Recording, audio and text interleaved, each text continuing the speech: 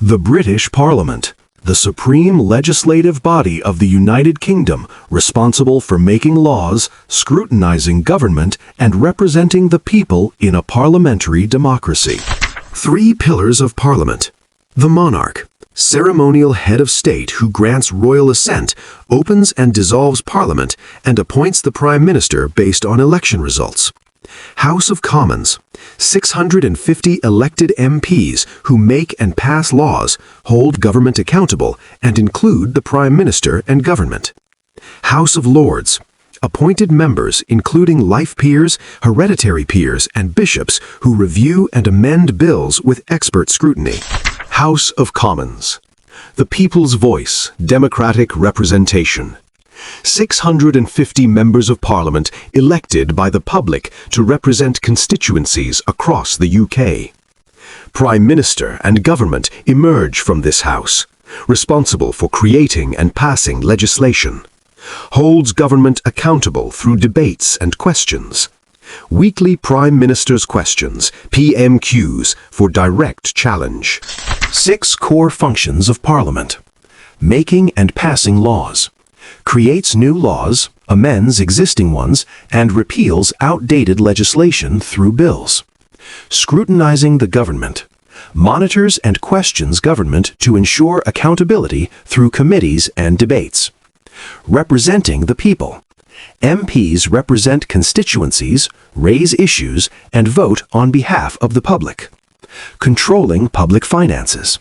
Approves government spending and taxes through annual budget debates. Discussing national issues debates. Major topics including healthcare, education, foreign policy, and defense. Forming the government. Party with most seats forms government. Leader becomes Prime Minister. Accountability in action. Prime Minister's questions. Every week, MPs challenge the government directly during PMQs, ensuring transparency and accountability. Committees investigate policies, spending, and decision-making to keep government in check. The journey of a bill. A proposed law must pass through 8 rigorous stages before becoming an Act of Parliament. First reading. Bill introduced with no debate.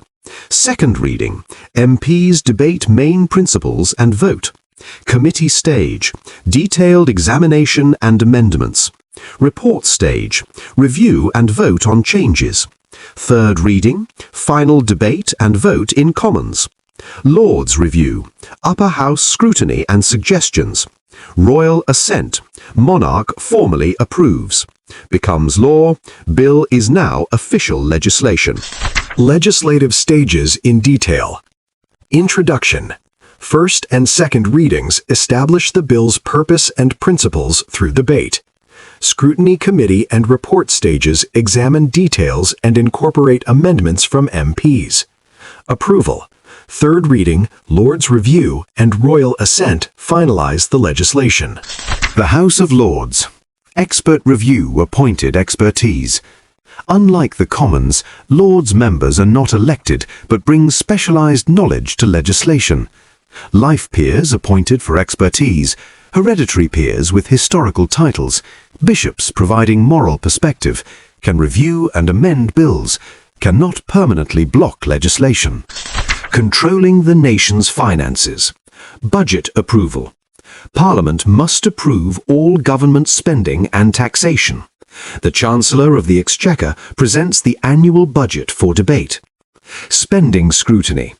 MPs debate how public money is allocated across healthcare, education, defense, and other services to ensure responsible use of taxpayer funds. Financial accountability committees examine government expenditure in detail, investigating value for money and challenging wasteful spending decisions. Parliamentary democracy in action. Elections. Public elects 650 MPs to represent constituencies. Government formation. Party with most seats forms government. Leader becomes PM. Representation. MPs voice constituent concerns and vote on their behalf. Legislation. Bills pass through rigorous stages in both houses. Scrutiny. Parliament monitors government through questions and committees. The British Parliament embodies democratic principles through elected representation, rigorous law-making procedures, and robust, continuous government accountability.